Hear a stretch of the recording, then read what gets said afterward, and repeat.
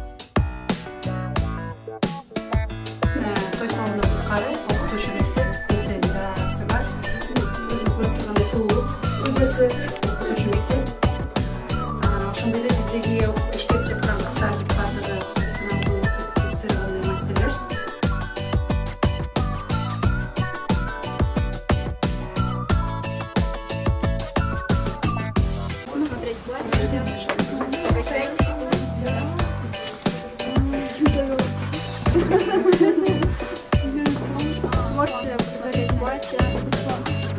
Новая фотосессия. Кто желает, можете приходить в вечерних нарядах, в свадебных нарядах. Проведем.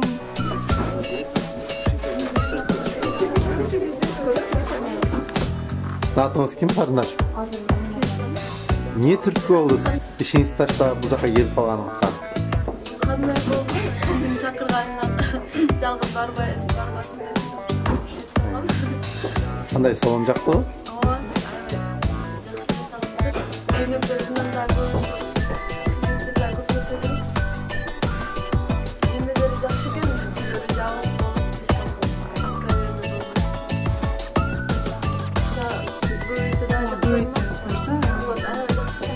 Примерно вкусына қандай екенін қойып қойдым, бір-екіден алып келдім. Бұндай көбірек болса жақсы болмақ десеңер, андай көбірек. Салам қарындашым. Той өткеннен кейін көйнектерді көрген қандай екен? Не өкініш болып жатады? Тойыңар свадьба өткеннен кейін Азыр тұрып тогда такого выбора не было. Чал десе. 2012 бәріне қалдырдым, бардығына. Ол сертификат емне дей тұрған болса ғой. Бізде бұл той салондан сыртқары, өзіңіз білесіңер, бізде подписчица қыздар білесіңер, бізде Москва шарында бұл оқу борбору, обучающий центр. Ал жерде біздің лицензиябыз бар. Жөнөкөйлө бир үйрөтүп жаткан мастерлер эмес, именно лицензированный школа. Обучаем мы по направлениям наращивания ресниц, маникюр, педикюр, по бровям, визажист, ошолордун окуубуз болот. Андан сырткары бизде студия красоты, баардык сулуулук кызматтарын алып кетсеңер болот. Бул сертификат ошол кызматтарга, ошол окуу курстарга, анан бул көйнөктөргө керек болуп калса, 1000 рубль скидка кылып аласыңар. Бүт баардык кызматка бул жарай берет. Андыктан баарыңарды келгениңер менен чоң силерге да ыраазыбыз, куттуктайбыз.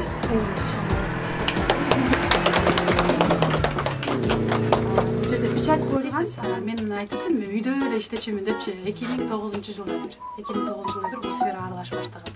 Анда үйдө отуруп эле спросторду байкасам, туугандарым кыйналышып, ушул нерселерден эч жактан ала албай, таппай. Анан мен ошол жерден якындык менен келип отуруп, ошо презентация кылганга бир аз болуп калдык. Спецификалык Дилянын өзү ошо үйдө отуруп иштеп аткан сүрөттөрү бар болчу да, видеолору. Анан постепенно кантип ушул деңгээлге бар болчу. Деңгээл дегенде бир аз мындай өтүп прям чоң деңгээлде дебесек дагы ошол толгон айткым келди. Жөнөкөй деле домохозяйка, үйдө отурган деле кыз, жөнөкөй бир студент кыз, ушу бир нерсени, бир билимди, бир үйрөнүп алса, бир өнөрдү, любой өнөрдү алып кетсе болот экен. Дилара Ахматова Дилара, бирок мен көбү Диля деп билишет. Диля деген мага башында жакпайт болчу да. Бар уже Диля, элди бар мен Диля деп атайт да, жумасына. Колго жасалды, дивандардын баардыгы апшырайт этилип колго жасалды. Тиякта турган ресепшн турат, алда колго жасалды. Мындай туруп эле бөлмөлөр менен колго решеткалар заказ менен алып келди. Аны деле колго жасайт элек, аны деле жолдорун билебиз. Болгон ага убакыт. И чехолдорун өзүбүз жасадык. Чехолдорун байкасаңыз колго жасалды. Полкалар колго жасалды. Бүт баарын өзүбүздүн чаккан деле 5-6 адамдан турган бир команда жасап таштадык. Мен көрдүңөрбү, бул менен буну биз кыйрап таштадык деген эмес. Биз жок нерседен бар кылсак болот экен да. Жок нерседен эле мындай биз эмне үчүн биз кайгырып, өнүкпөй, өспөй жүрүп эткенбиз болсо, биз болгону биз эчтеке кылбайт экенбиз да. Жалкоорокпуз, аны кыла албайт болушубуз керек, буну койчу кыла албайбыз депчи. Менин эң биринчи жардамым, менин биринчи каалоом бизде тойлордо көп чыгым болбосун деген эле сөз да. Биз текеберчилик, бири-бирибизден бирибиз куртой көрүнөбүз дагы, тигинди алгым келет, мен мындай алгым келет депчи. А сүрөттө же кийгенде ошол эле көйлөк да, ошол эле нерсе. Мен ошону бир сумма кылып, тойдон аз чыгым болсо жакшы болот да. Ошону биз башка акчабызды биз өнүккөнгө жумшамакпыз да. Ошон үчүн ар бир нерсе ниетке жараша болот дейт. Менин ниетим биздин элдер аябай өнүгүп кетиш керек, кыйналбаш керек, эч качан кыйналбаш керек. Башка элдин алдында авторитети мындай түшпөш чоң жүрүш керек да. Мындай деген кыргыз кыздар же кыргыз балдар деген сөз болбош керек. Биз качан бир нерсе үйрөнгөндө, каждый раз өнүгүп өскөн сайын, үйрөнгөн сайын, билимдүү болгон сайын биз вообще мамлекетибиздин деңгээлин көтөрүп өткөнбүз да, керек болсочу. А өзүбүз ар бирибиз менен өзүбүз эле мигрант болуп жүрө турган болсок, биз эч нерсе кылбайбыз. Так что эртеңден баштап бир нерсе кылып баштагыла деп. Буйрса, давайте.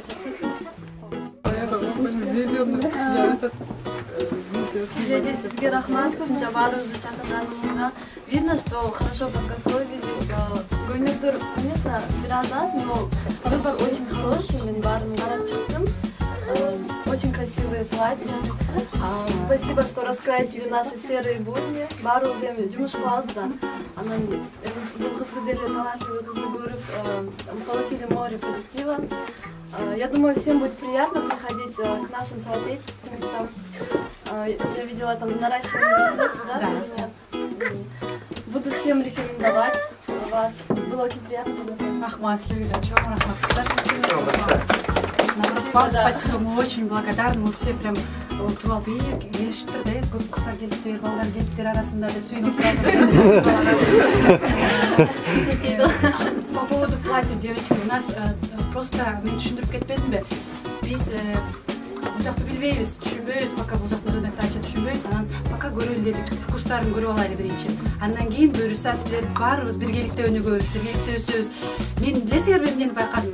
Мен биринчиден айтып берчү нерсе эмнеден баштаганмын. Эмне себептен бул сферага келдик? Канчадан бери иштейбиз? Негизи биз кимбиз?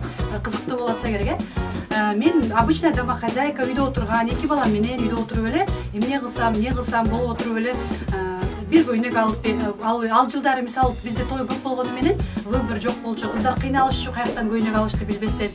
Анан биз бир көйнөк алып, аны прокатка берип, кайра берип отуруп, азыр Москва шаарындагы биздин той салонду көрүп турсаңар керек интернеттен. Бизде Москва боюнча мекендештердеги эң чоң той салон. Площади боюнча, выборы боюнча эң чоң той салон. Өзү эң чоң дегенде деле кандай десем, бир эки эле той салон бар, ошонун бирөөсү бизбиз. Анан аябай чоң выбор. Ал жактагы выборду буйрса бул жакка алып келебиз. Андан сырткары биз дагы үйдө отуруп эле жасап, сиңдим менен 2-3 кыз болуп отуруп көбөйүшүп, азыркы учурда Москва шаарында 15 кызга жумуш менен камсыз кылабыз. Анан бул жерде азыр 5 кыз жумушка орноштурулду. Бирок биздин кардырлар көбүнчө эле азыр 100% орустар болуп атат. 95% десек. Себеби биз таргет деген система бар. Бул таргетте билсеңер керек, бул баягы бул бизнесте керектелчү нерсе. Местный элге кызмат көрсөтүп атабыз. Мен ойлойм, бул жерде жалаң жаш кыздар экенбиз. Биз баарыбыз үйрөнүп алып эле, өзүбүз бир кесипте, конечно, өзүңөрдүн профессиялар болсо, ал профессия менен отдельно кеткиле. Бирок, вдруг силерде бир интерес болсо, ушул сферага киришип, чем башка азыраак төлөнгөн жумуштарга караганда, бул жерден үйрөнүп алып, ошол жолду көрсөткөн бизге окшогон эжекелериңерден жолду көрүп алып, өз алдыбызча кыла берсек болот экен. Себеби мен эмнени байкадык, кыргыз кыздар аябай мээнеткечкен. Мисалы орустар эки клиентти обслуживать этип, мисалы ошо наращивание ресницти же 3-түү чарчашат экен да. Анан конкуренция почти жок экен, мен анализдеп чыктым. Кымбат экен в основном. Эгерде биз как бы эконом плюс менен ошончо адам жумуш кылсак, көп кыздарда биз аябай мындай көп. Менин планымда бул жылда 150-180 кызды жумушка орноштуруу Питер шаары боюнча. Жок, то есть Россия боюнча бизде филиалдар ачылат да буюрса. азыркы ошо Озурчуда 15 адам, бул жакта 5 адам, 20 адам, бул жөнөкөй домохозяйка үчүн аз жылдарда жетишкен, жакшы да жетишкендик болуш керек, себеби бар азыр өзүбүз эмне кылабыз деп эмне менен заниматься этебизди билбей жүргөн убакытта балким жакшы бир находка болот. Биздин мектеп Россия Федерациясындагы жалгыз мектеп лицензиясы бар. То есть мастердин алган документтери реестрге киргизилет. Ошондуктан бул дагы бир жакшы плюстары. Андан сырткары көп жылдык опыттары бар кыздар билимдери менен бөлүшөт. Жөн эле билимин менен бөлүшүп мындай кыласың деп көрсөтүп койбостон, кантип клиент табыш керек, кантип өз алдынча иштеп кетиш жолдорун да үйрөтүшөт. Андыктан эгерде мындай таанышларыңар болсо, өзүңөр деле бир күн ойлонуп калсаңар, биздин баракчалардын баарына жазылып алгыла. Ал жерден көп маалыматтар болуп турат. Силерге ушундай, силер азыр ушунча бир 10 адам, 20 адам кыз келсеңер, силер барып да 10 адамга айтсаңар, бул биз үчүн аябай чоң бир жардамыңар да. Анан мен дагы силерди жөн эле жардам берип, өзүмдүн силердин жардамыңарды алып отуруп калбастан, бул окшогон чакан белектерди кылып турабыз биздин коллектив. Демек окусак да болот экен, окуп үйрөнсөк да болот экен. Үйрөнсөңөр болот, ошо үйрөнгөндө айтып өтпөдүмбү? Именно биз жөн эле үйрөтүп койбойбуз, жолун дагы. Сөзсүз түрдө көп учурда мен башыман өткөндө курска кирем, окуйм, анан чыгып алып эмне кылышымды билбей калган учурлар болгон. Потому что мага жолун эч ким көрсөтпөйт эле да. Көрсөтүп коет, мындай болот, техникасын көрсөтөт, там основной теориясын көрсөтөт, а бирок кантип ишти алып кетишти эч ким мага үйрөткөн эмес эле да. Бүт баарын өзүмдүн ушул опыттарымды кантип биз азыркы учурда бизде Москва шаарында 15 кыз элестеткиле, а күндө иштеген учурда деле канча клиент тапшырып атабыз. Ошонун бардыгы ошол жол менен келген да.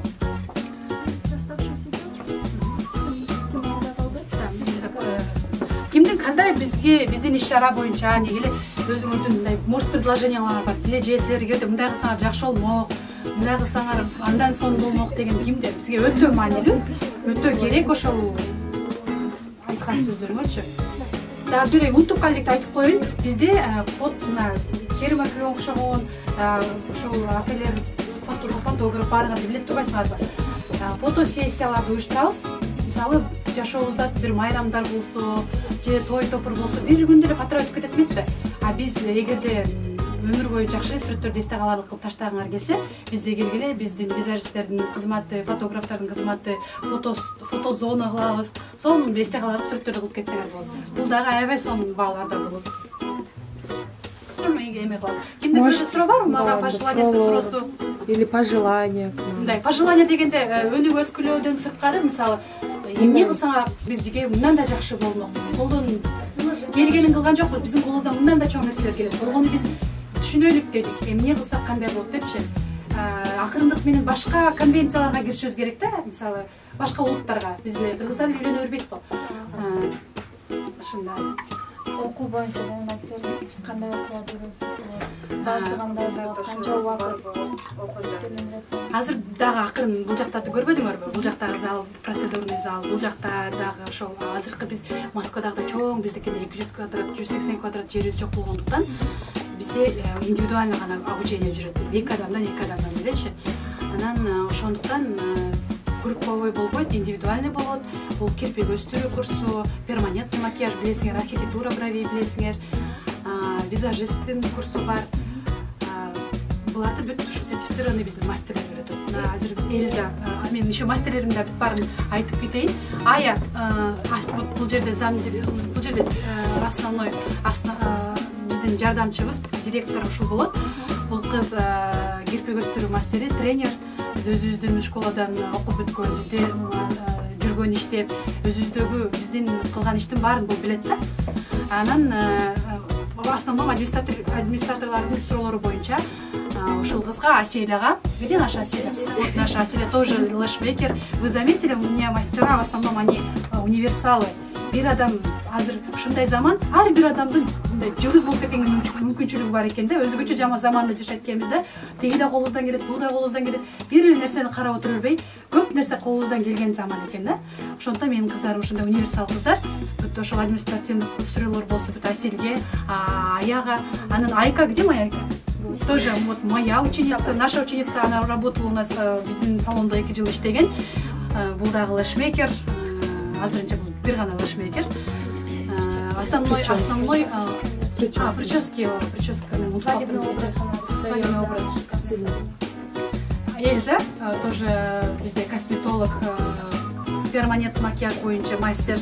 Көптөгөн эми өзүн азыр мен эстеген жерлеримен бул Тамара Маликова, Ася Сулейман жана француздардын кимиде ошолордон ушу көптөгөн мен деген косметологдорду визажисттерден сабак алган, перманент макияж боюнча көп повышениялардан өткөн ошол кыздер менен өзүнүн услугасын көрсөтөт, кааласаңар анан үйрөтөт. Себеби бул перманент макияжы өзү өтө мындай кымбат турган процедура. Питерде 4000ден 10.000ге чейин экен. Анан өтө жакшы жасагандар, лицензиясы бар, там лицензированный мастерлер болсочу. Анан эстимде эле болду, андайларды көрбөдүм. Үйрөнүп алсаңар, бул аябай окупаемость жакшы кызмат да. Вот пока бізде ушул эле мастерлер эч ким унутпадыкпы? Биз менен кермака иштешет, биз менен фотограф, видео бардык кызматтарды алат, жасайт. Реклама боюнча иши кылып, өзүнчө эле рекламный агентство экен бул азыр. Биргеликте сонун иштерди кылабыз деп атабыз. Мен мына ушу арабызда бир жигит бар экен, ушу балага суроо бергим келип атат. Кантип бизге келип калды? Эмне себептен келип калды? Аябай. Танышым аркылуу келдим. Танышым аркылуу келип калды. Оюң менен бөлүшчү, какие у тебя пожелания? Здесь очень интересно, очень красивая девушка, прям сцена. Ошо өтө жакты. Өзү тааныш болуп турабыз, досторуңа айтасың, көчөдө өтүп баратканда мынтип өтмөй жок. Дайыма баарыбыз, бири-бирибизди көргөндө о деп мындай сүйүнүп өтө турган болуп жүрөлү, буюрса. Атам баягы Москвада мен 10 жыл мурда келгенде биз бири-бирибизди көргөндө тем эле чуть ли кучакташат элек да. Азыр негедир эл көбөйүп кеттикпи же пейилдер өзгөрдүбү, көчөдө бири-бирибиз менен анча учурашып мындай. Не то что учурашкан, карашпайт дагы да. Бул жерде мен көрүп калсам эле учурашып атам, шаардачы. Көрүп калсам учурашып атам, потому что аз экен анан. Мен акыркы жылдары мен Москвада учурашпай калганда 4 жыл, 5 жыл болуп калды. Ага чейин мен учурашып өттүрмүн да. Көбү менен учурашып эмес. Бул деген акырындык менен барып бири-бирибизге кайда келдик деп алып. Туура айтасың. Биз керкейген менен эч жакка бара албайт экенбиз да туугандар. Ошону модага айлантырышыбыз керек. Биздин аталарыбыз кандай болчу? Келдеп, чайын берип, эме кылыпчы, ушу учурашкан боюнча көрүп айтышыбыз керек да. Башка мааниге түшүнүшү. Подкатывать деп. Мындай не то положениеде каласың. Эми анда антип эле учурашып бербестен анда вдруг бир общественный местода болуп калса, конечно, анда сөзсүз ошондой кылат, хотя бы.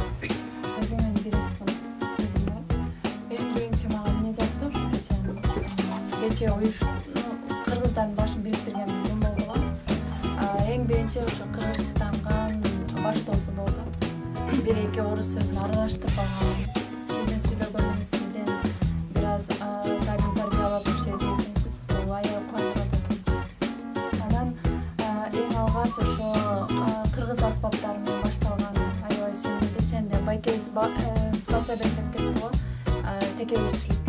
Өзүбүздү жөнөкөй сезбей өтө эле асмандап алганбыз. Көбүнчөбүз муну айтпасак деле бир аз бар бирибизде бар текебирчилик. Чын эле эжеке айтып өткөндөй учурашсаң таптата башкача калат. Бул ойлойм мен бир аз билимсиздиктен мына бирөө туура эмес кылып алат экен деп аны учурашпай койбойт, чын эле учурашалы. Анан сиздин уюштурган бүгүнкү күнүңүз боюнча айтарым, сунуш дедиңиз, азырынча сунуш эч кандай киргизе албайбыз го дейм. Болгону сүйүнүп жатабыз, ошо кыргыз эли жөнөкөй эле истеп алган эже ошол жерде ачылып жаткан аябай сүйүнүп жатабыз. Анан карасаңыздар, бул жерде канча адам туруп, ушул эле кыздарыбыз бир эле реклама алып койсун, жардама кыла турган болсо, бирөөбүз деле аркабыздан бөшөбөсө сиз үчүн канча пайда. Вот, ошо болгон жардамыбыз, колубуздан келе турчу нерсебиз бул кичинекей бир жардама, кичинекей пост жазып койгон Инстаграмда ар бирибизде бир эмес 2ден 1 аккаунт бар болсо керек. Одноклассники ошондой эле болбой калды. Мен Инстаграмга кире албай калдым десе, Одноклассникиден жазып койсо, ал жерде канча кыргыз эжелерибиз, байкелерибиз бар, ушундай кызматка муктаж болгон. Ошон үчүн ачылганыңыздарга чоң рахмат, колдонобуз деп ойлойм. Чоң рахмат. Газымын сөзүн, ар бир сөзүн аласың. Мен адаммын, ар бир адамдын мээнетин баалаган, ар бир адамдын даже кичинекей бир кылып койгон сөз үчүн аябай баалаган адаммын. Мен ойлойм, если біреу маған 1 сом берсе мен 2 сом менен разы болганга аракет кылам. Сен ар бириңерге келгениңер деле мен үчүн азыр биз баарыбыз үчүн башкача болуп атабыз да. Мен основной бизнес. Я хотела спросить насчет головных уборов. Головные уборы именно с узорами там будут? Националдык кийимдерге кошулуп алар отдельно келет да. Бизде именно кыргызча оймосу менен көйнөктөр, чапандар, мужской өзүнчө көйнөктөрү болот. Бул келечекте болот да. Спроско карап гана кылат экенбиз да. Бири эле кыргыз. Түндүк болот буюрса баягы. Уже жасалып атат. Бизге заказ уже түшкөн 25 февралда бул жерде той болот. Ал жерде биз түндүк менен кызыбызды алып келебиз. Кыз узатуу кылабыз. Кыз узатуу и сразу свадьба экен, бир күндүк. Атууланып атыйын. Негизи өзүмдүн эгизим бар, эгизим Бишкекте, эгизим экөөбүз Кыргызстанда ошо ырдап жүрчүк. Өзүбүздүн ырдарыбыз бар, концерт, калпак деген клиптерин YouTube'дан көрсөңүздөр болот. Азыр сиздерге ошо попури тастап берем, ырдап берем, бийлеп берем, ичине жана аспаптарды чечип.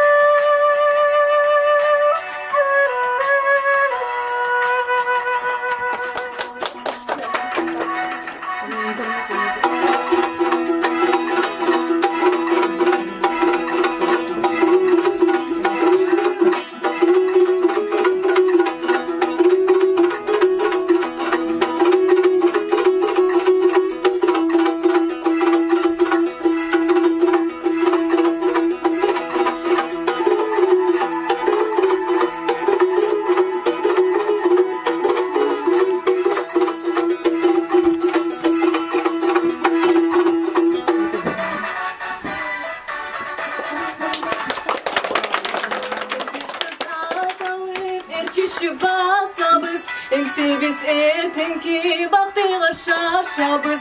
Var bolsun elimiz, teş bolsun şerimiz. Var bolsun atabız, var bolsun atabız. Keremet kaçaktı karama. Bugündür en kızık sağada. Ezegen maksatka жетели. Gülüsün biz üzgün zamanla. Bişkegim jaralım yıktan. Boborum çürügüm çılıktan. Özünsün dayanır yüreğim. Öse vermek elim Kırgızstan.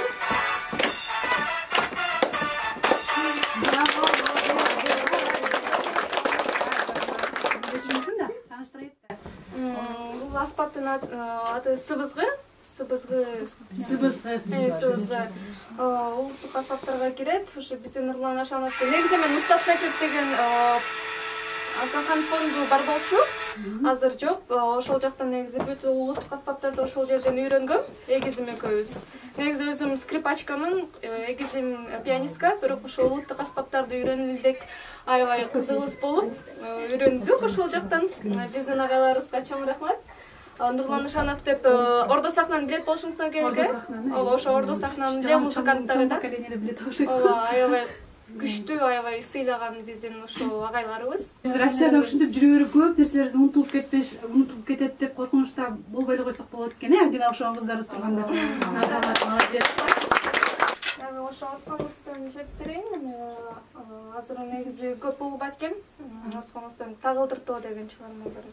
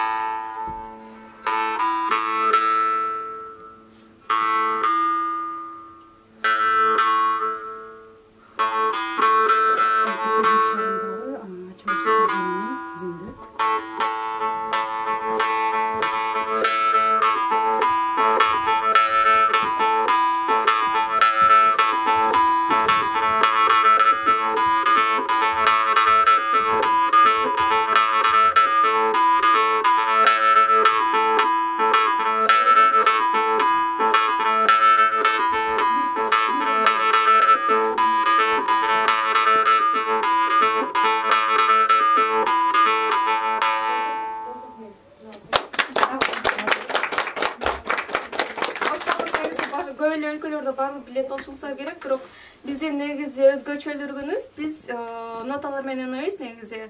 Ошо дикуттарда деле бар, бирок алардын жана имитация кылып ойношот го, видеолорун көргөн болушуңуздар керек. Мисалы а бизде кадимки деле нота менен үйрөнөбүз. Негизи абдан оор үйрөнгөн, анткени түшүндүрө албайсың да, өзүң изденишиң керек. Азыр мисалы гамма катары көрсөтүп берем. Мисалы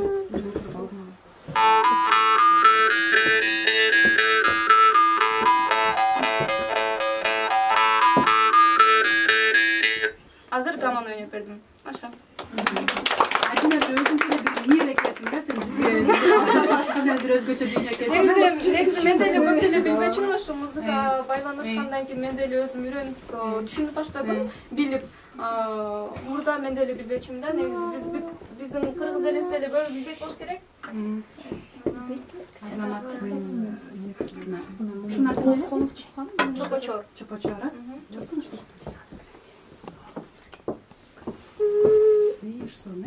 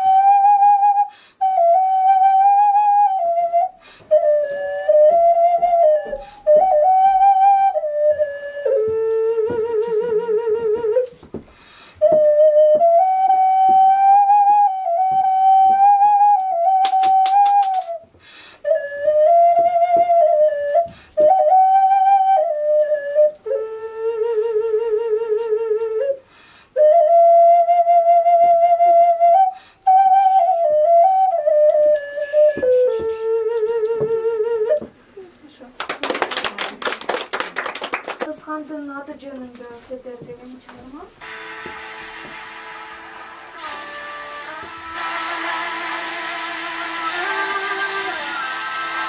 Orada sahnenin записи. Максимальное достояние Ордо сахны. Негизи өзүм аябай жакшы көрөм ошочу. Аябай берилип сезим менен